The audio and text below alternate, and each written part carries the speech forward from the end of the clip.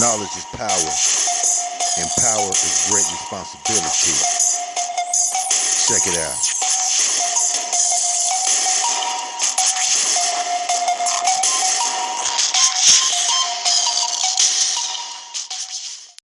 Today we're going to discuss the Illuminati. And this topic is special to me because for the past 20 years or even more, I have been studying the Illuminati, Freemasonry, different secret societies, some of the occult, and as my evolution has progressed, my overstanding and then my place in where I look at the Illuminati has changed considerably since I've studied.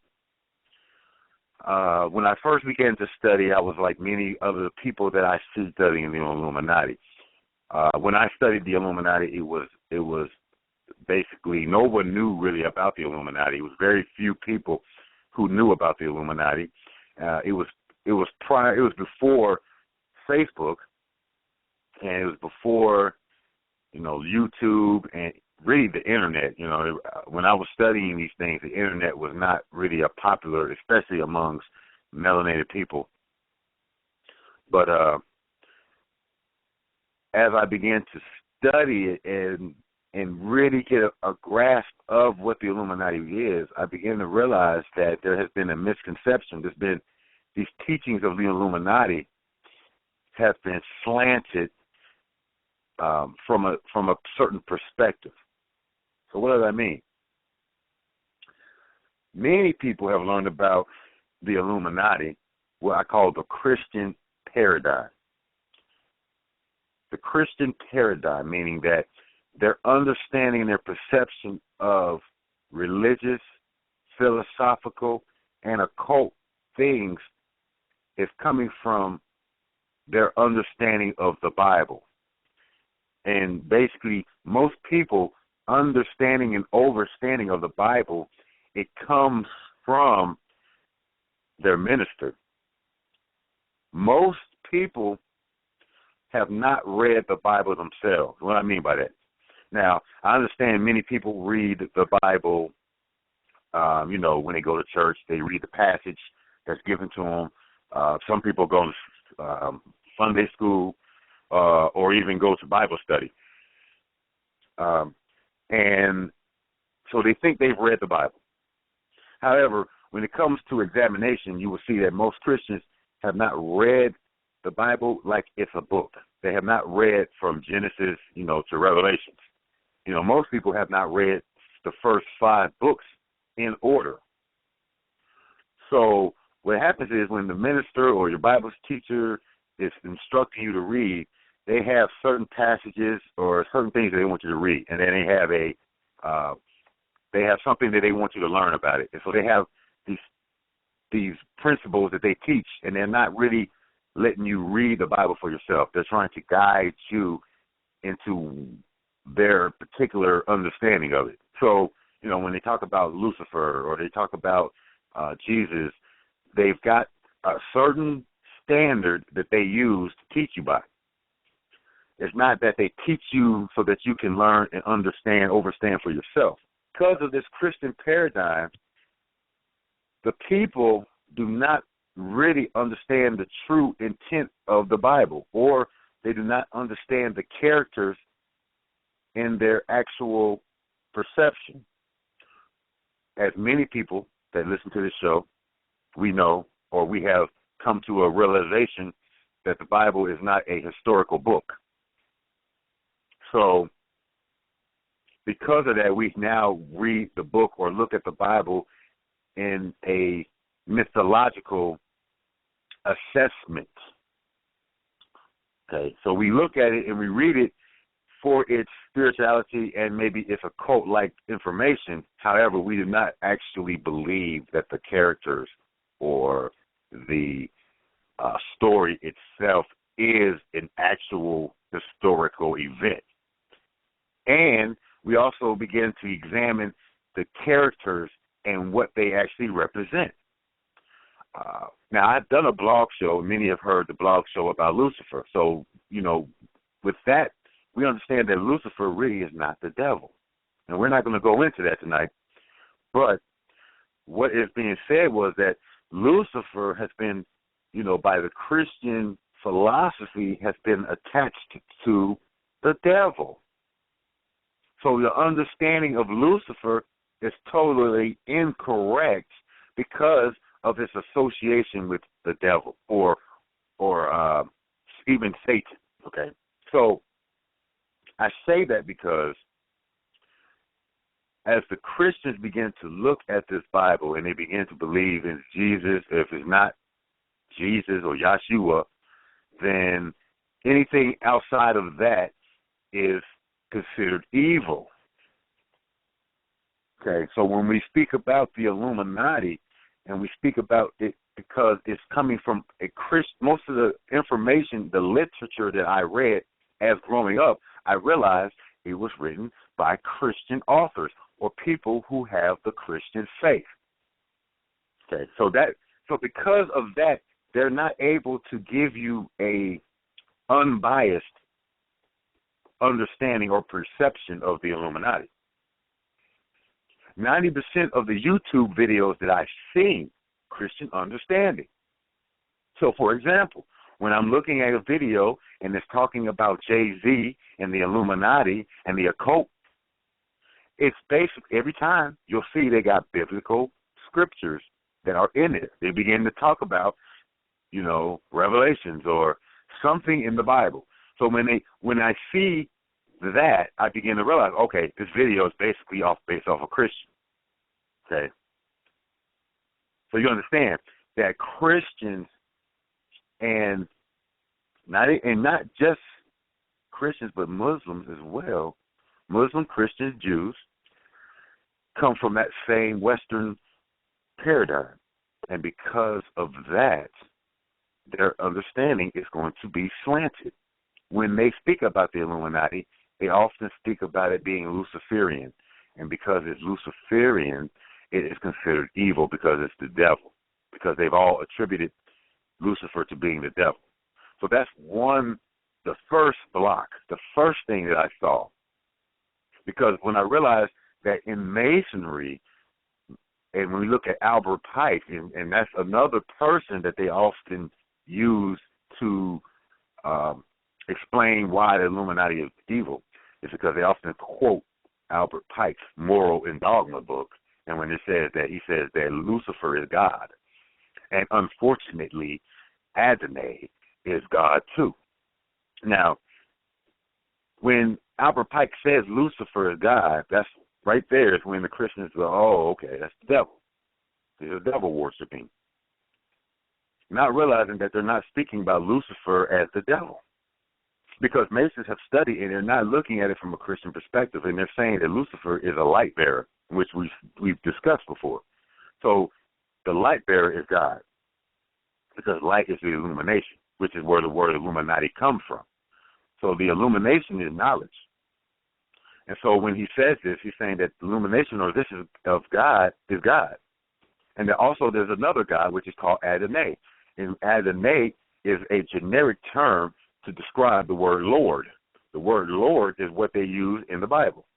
So when people look at it, they often say, well, he's talking about Lucifer is God. And then he's saying, unfortunately, the God of the Bible is God. And so it's a negative.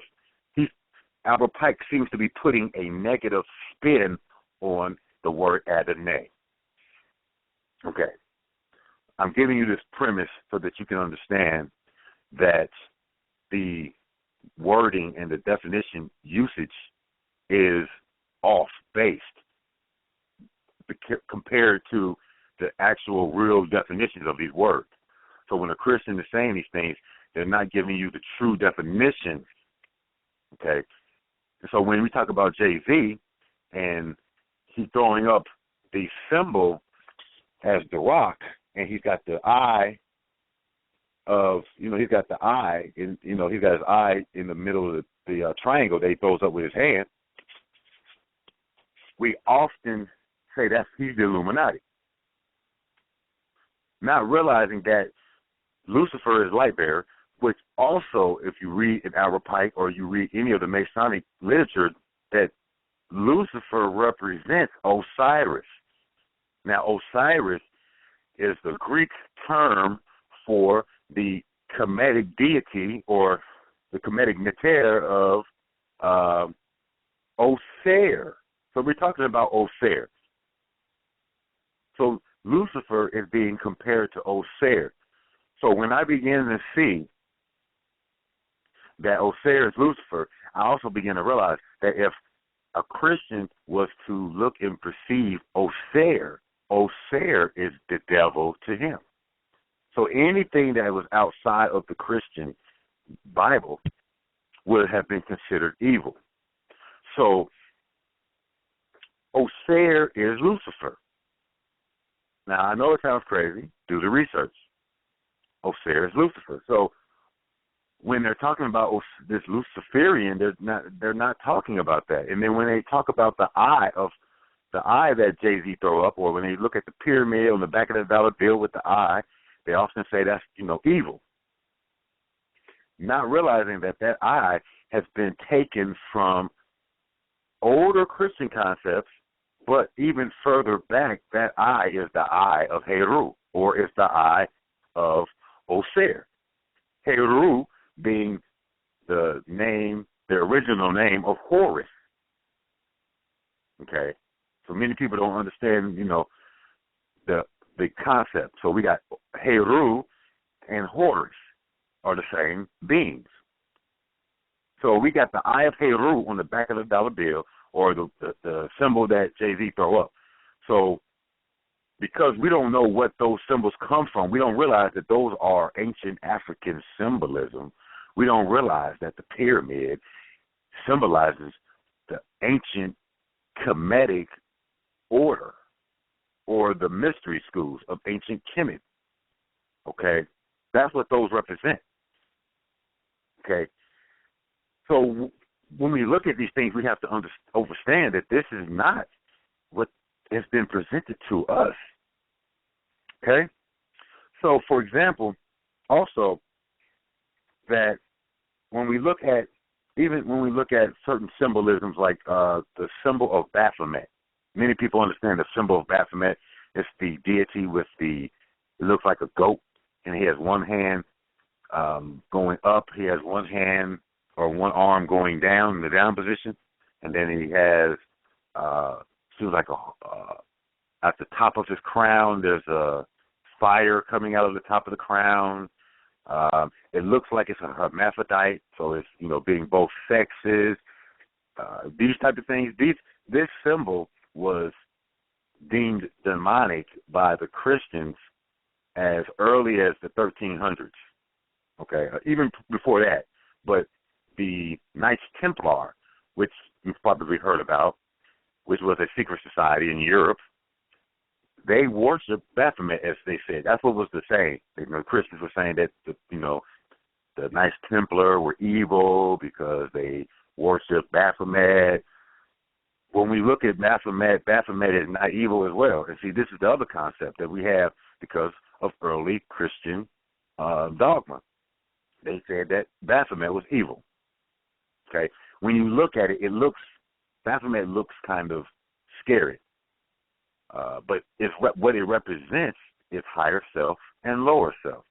You can either go to your passions, which is lower, or you can go into your higher thinking and godlike, and you can go that way. So when you look at the arm, one is pointing down for lower self, one is pointing up for higher. The top of the head with the fire represents illumination. So this goes right back to the Illuminati in the wording. Okay, we have to understand that the word illumination is meaning you're brilliant, you're bright.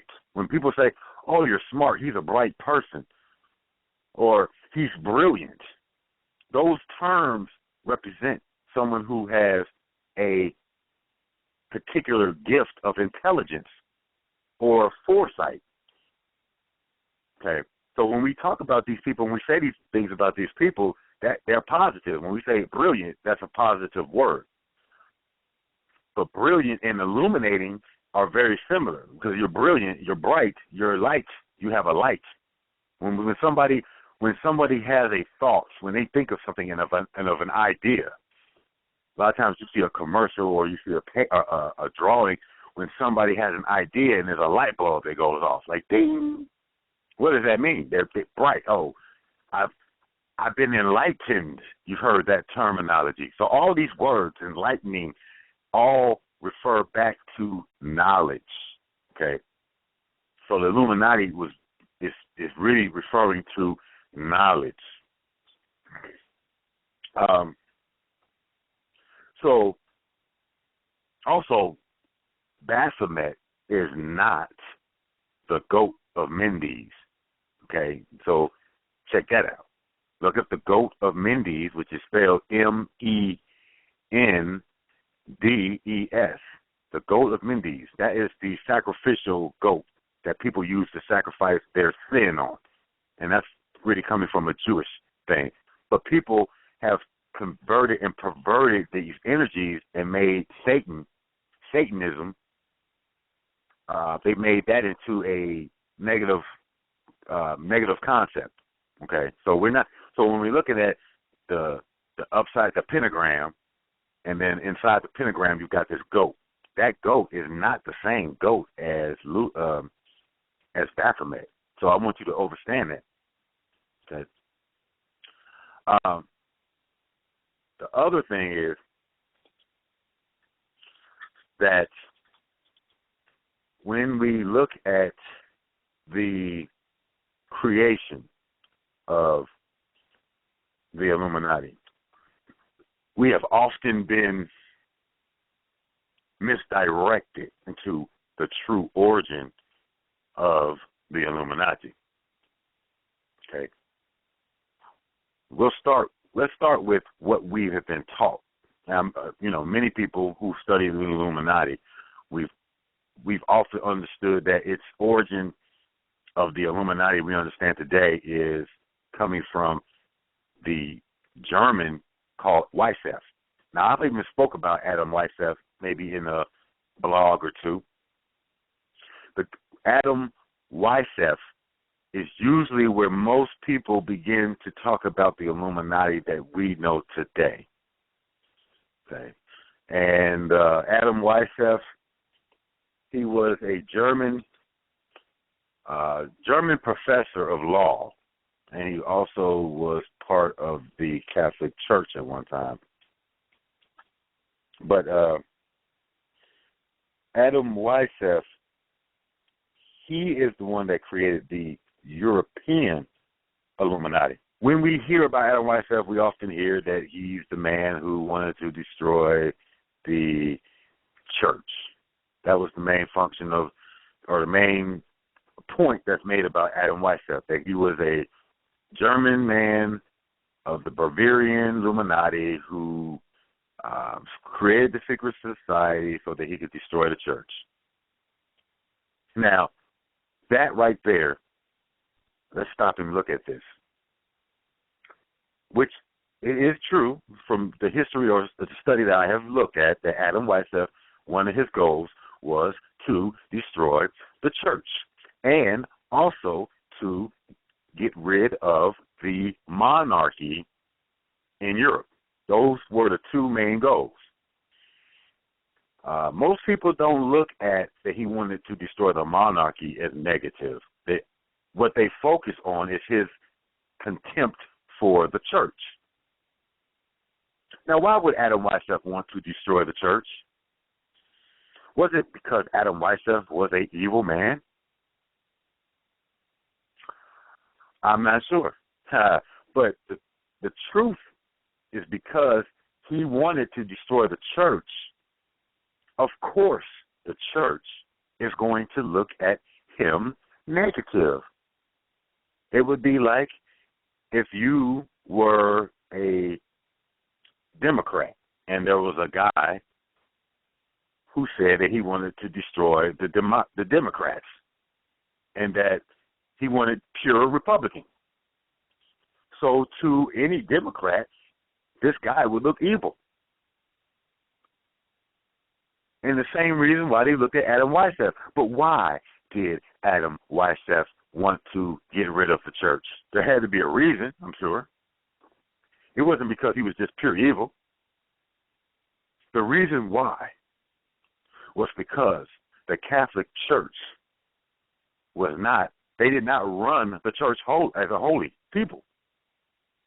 The Catholic Church, we all understand this. If you understand your history, this is not anything out of proportion. But we understand that the church was officially, officially became the head of the Catholic Church became the head of Christianity in Europe around 325 A.D., which was at the time of the Council of Nicaea, which was by the Emperor Constantine. So we're going back in history to a time in Rome. So Christianity, the Catholic Christianity began their descent to the top in 325. Now, I'm not saying that Catholics started in 325, but what I'm saying is that in 325 A.D., this Catholic version of Christianity became the leading group of Christians in the European world. And from that time, from 325 till 1700s, the European people were restricted to only dealing with Catholicism. You could not deal with any other religious group, even if it was Christian. And you definitely, for certain, cannot deal with any other religious affiliation whatsoever. Okay, but this was not just all. The Catholic Church also controlled the people's mind. You could not study science. So when 325 came and the church began to destroy all of the scientific literature in Europe, the church said that the earth was the center of the universe, that the earth was flat, that the only religion was Catholics. Okay, this is what they did. So for almost 2,000 years, the Catholic Christians did not allow the European people, their people, to study anything outside. This is the main reason why Europeans fell into the Dark Ages. And this is where we get the term Dark Age, because it was very dark. Remember, we talked about illumination. So this is symbolic of the lack of illumination. So Europe fell into darkness. Not just, it was being because they were literally intellectually in the dark. So they intellectually became dark and began to rely strictly on superstition and no science. So this lasted for at least 1,500 years, not necessarily 2,000, but at least 1,500 years. The Europeans were under this darkness, and the reason why Adam Weishaupt began to speak out against the church is because he noticed how the church was keeping everybody from understanding true life.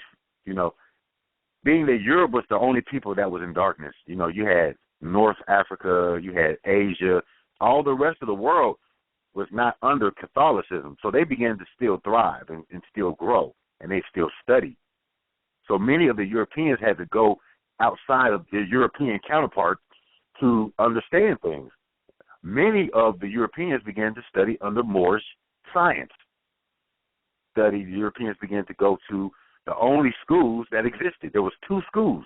One was in Spain and one was in Timbuktu. Both places were occupied by melanated people. The Moors had Spain, and the Moors also partially was part of Timbuktu. And these were the dark-skinned people. So these people were the only people who had knowledge that the Europeans could access, pretty much. And so they began to study again. And they began to study. And so when they began to study, they had to study and learn these things in secret, okay? Because the church was against any of the stuff that they were being taught at this time now. So they couldn't speak it out in public, okay? Let me give you an example. Galileo, who is known to have invented the telescope or to use the telescope, he used the telescope to see that the earth was not the center of the universe. And because of that, he was put on house arrest, taught against the church. So what I'm saying is that you have Galileo who wrote a book on this. When he wrote the book on it, the Catholic Church came at him and they silenced him, or they tried to. Now, why is that important? Because Adam Weishaupt, he said, we've got to destroy this church because it's not allowing us to grow. We can't grow philosophically or advance in our technology. It's very difficult for us to understand the science when they're not allowing it. So he said we have to get rid of the church in order for us to progress as human beings, which is very true. So in 1776, the same year that the United States became independent from Britain, I might add, Adam Weishaupt began his mission, okay? And his mission was to do these things, to destroy the church. And that would make him the number one enemy, okay? So ever since then, the church, because of the power that they yield, has often put a negative connotation on Adam Weishaupt. If you watch the movie Angels and Demons, it gives you a very good understanding of what was going on and what the Illuminati versus the church. You know, that movie was about Illuminati versus, and how the Illuminati was trying to plot against Catholicism for all the negative things that they've done to what we call people who are illuminated. See, people who are illuminated is basically the brilliant people who are brilliant, who were thinkers, who thought outside the box. Okay, much like today. When somebody in today's time thinks outside the box, they are usually condemned by their counterparts, their peers, because they are going outside the normal. So when you look at these people back in the day, when you look at Leonardo da Vinci or people like that, these people were illuminated because they thought outside the box and began to think for themselves. And that was very dangerous for the church, just like it's very dangerous today for the status quo. Okay? So like today, when many of our people are no longer Christian in what we understand as Christianity. They're not Christian anymore. They've studied, they've opened their minds, and they're thinking outside the box. So they get called all kind of names. You know, they're either pagan, they're heathen, you know, they're devil worshippers, you know, there's something outside of being, you know, pure or good. They're opposite of it. And that's what we look at our people today. So when we look at Jay-Z and these things, and when he says certain things or he throws up certain symbols, he's attributed, he's not thinking the same way as your regular people, okay? To your regular Christians. Your Christians see it, and because they don't understand occult symbols, they automatically assume that it's evil because you're thinking outside the box. So really, to me, when you're illuminated, you're a thinker. You're outside the box, okay? When you're illuminated, you're brilliant. You're bright. You have an understanding that is not regular, okay? So when we look at Adam Weishaupt, he's really an illumination, and he's really the product of the environment. This is what happened when you suppress a people, that you cannot suppress them for so long. Eventually, people will begin to wake up. And so to me, Adam Weishaupt was waking up. But the origin of the Illuminati did not start with Adam Weishaupt. Many Christians, when they begin to speak about the Illuminati in their literature, they often depict the Illuminati coming out of Babylon or the biblical character Nimrod. They often say, well, Illuminati goes way back to Nimrod. And so then they have also now condemned many of the biblical characters as evil. So, example, Nimrod. Nimrod in the Bible is considered a mighty hunter before the Lord. He is attributed in the Bible as the foundation of Babylon. He founded Babylon or Sumeria. He founded many of the cities in Sumer and began to be worshipped as a god. Now, that's not too abnormal. To a Christian today, they often look back and say, oh, he was evil, he was worshipped as a god, blah, blah, blah. But most of our leaders of great stature who did great work would have been attributed to a god, okay, because they had the vision or the brilliance to take on and become and take on and to take this feat to become great. So, when we look at Nimrod, that's what they say. He's part, but Illuminati did not necessarily start back then, okay? Now, in a generic term, yeah, like a Christian would try to say anything that they did back then that was not, Hebrew-ish would have been called Illuminati or Luciferian. So we're not speaking in a generic, general term when we talk about back in the day with Nimrod. Nimrod was not Illuminati. Okay, he is attributed to Illuminati now because Christians put that tag on Nimrod. But that's not exactly where the Illuminati as we know today started. Okay? And that's where we're going today. The Illuminati, origins of the Illuminati was first made known to me through studying one of our Moorish brothers named Hakim Bey. Okay? Hakim Bey. Look up Hakim Bey, Hakim Bey, B-E-Y. Okay? Early in my Moorish science study, I began to study him, and from this fact, I began to research, and what I learned is that, as Hakim Bey says, that the Illuminati, it started in Afghanistan in the 16th century, so around in the 1500s, it started in the mountains of Afghanistan. Okay, so this is where the origin started. It started in Afghanistan. So we're going to get deep in there. So it was a man, his name is Bayezid Ansari, and that's Bayezid Ansari, Ansari. Okay, very important. Look up this individual. His family claimed to be descent of the Ansar, and the word Ansar means helpers. Okay, and these helpers were supposed to have assisted Muhammad, the prophet, be under him, after his flight from Mecca. And as a reward for this service, they were granted initiations into the mysteries of the Ishmaelite religion, a secret inner training dating back to Abraham's rebuilding the temple of Mecca. Okay? So let's look at that. This guy is supposed to be a descent or family member from people who helped the Prophet Muhammad.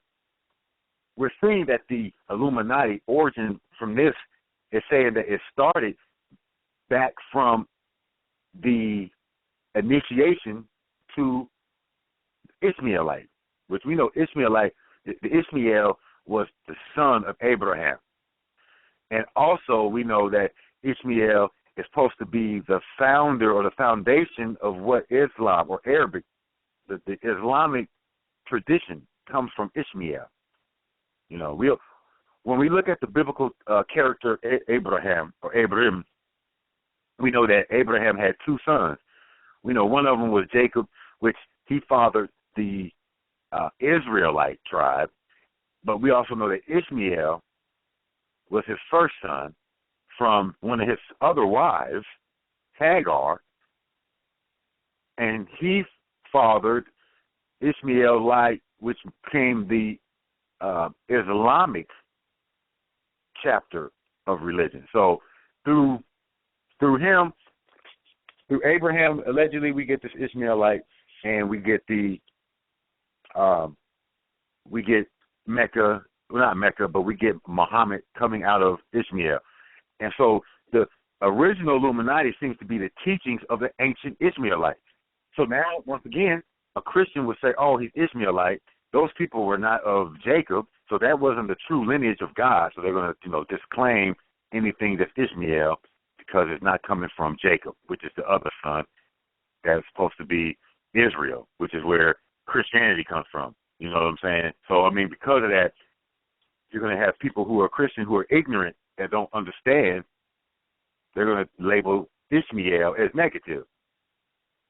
But Ishmael's science was real.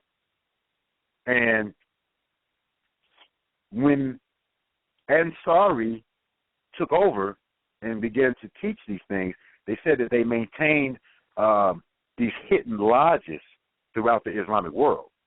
Now, as I said, we're talking about 1500s, so this is roughly 200 and something years before Adam Weishaupt. Adam Weishaupt was in 1700s, the late 1700s. We're talking about 1500s with the brother named 200 and something years before Adam Weishaupt and the Illuminati that we know today. They were saying that they were practicing Illuminati techniques in the world, in the Islamic world. We know that Islam studied all the sciences. We know that Islam was not in a dark age when the Christians were in a dark age. We know that. We know that the Islamic world reveled in knowledge, that they translated all of the Greek philosophers that the Christian Catholics had burned up and destroyed. They actually translated them into Arabic so they could study.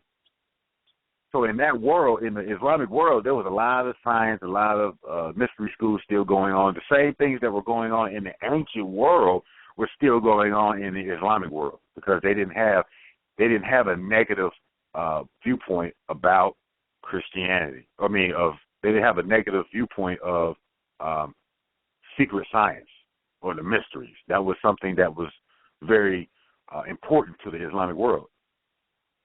Okay, and it said that they had degrees of initiation. So the Illuminati in Afghanistan had 8 degrees of initiation. Okay. They're called the Salik, which is the seeker, the Murid, which is the disciple, the Fakir, the Fakir is humble devotee, Arif, enlightened one. That's the enlightened one, Illuminati. The Kuwaja is master. The word Emir, which we've heard that before, is commander. Imam, which we've heard that, is a priest. And then the Malik is king. Now, understand the word Malik, that word, you can find that word in